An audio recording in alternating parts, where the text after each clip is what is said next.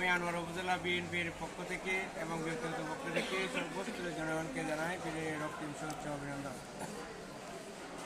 সাথে সাথে আমরা যেটা বলতে চাই, আজকের এই বিজয় উদযাপন সম্পূর্ণ ভিন্নতর এক পরিবেশ বলে আমরা মনে করি। কারণ 15 বছর যেই মুক্তির স্বাদ আমরা পাওয়ার কথা, সেটার থেকে বাংলাদেশের মানুষ বঞ্চিত ছিল। একদলীয় প্রতিবাদী এবং ভারতীয় আগ্রাসনের সমর্থিত একটি রাষ্ট্র ব্যবস্থার কারণে এই দেশের মানুষের স্বাধীনতার মুক্ত স্বাদ নেওয়ার কোনো সুযোগ ছিল না।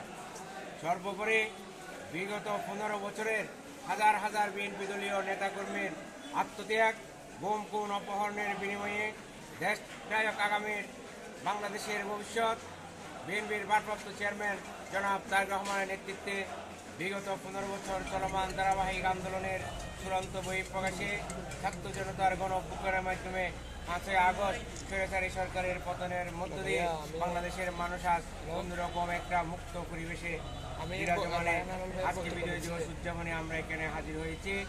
আমরা প্রত্যাশা করি বাংলাদেশের মানুষ যে লক্ষ্য উদ্দেশ্য, মূল যে স্পিরিট ছিল মানুষের গণতান্ত্রিক অধিকার, ভোটাধিকারের অধিকার, জবাবদিহিতার অধিকার, তার সব কিছুর মূলেই হচ্ছে যে একটা নির্বাচিত মানুষের দ্বারা নির্বাচিত মানুষের সরকার, জনগণের সরকার প্রতিষ্ঠিত হওয়া। যে বিশ্বাসী করে 71 সালে জন্ম হয়েছিল গণপ্রজাতান্ত্রিক বাংলাদেশ সরকার। সরকার রাষ্ট্রের মালিক, প্রজা। সেই অধিকার প্রতিষ্ঠার লক্ষ্যে আমরা এখনও আছে।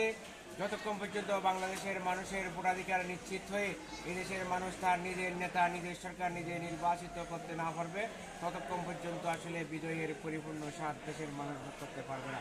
সুতরাং আমরা প্রত্যাশা করি এই অন্তর্বর্তী সরকার অনতি বিলম্বে দেশের মানুষের যে ভোটার অধিকার, যেটার জন্য মানুষ দীর্ঘদিন অপেক্ষায় আছে। বাংলাদেশের 3 কোটি 4 কোটি ভোটার আছে যারা জীবনে একবারও ভোট দিতে পারে নাই। তাদের এই যে আশা আকাঙ্ক্ষার প্রতি শ্রদ্ধা জানিয়ে অতি দ্রুত একটি নির্বাচনের পরিবেশ সৃষ্টি করে বাংলাদেশের গণতান্ত্রিক পরিবেশ ফিরিয়ে দেবেন এই প্রত্যাশা করি। বিজয় দিবসে আবারও সকলকে শুভেচ্ছা জানাই।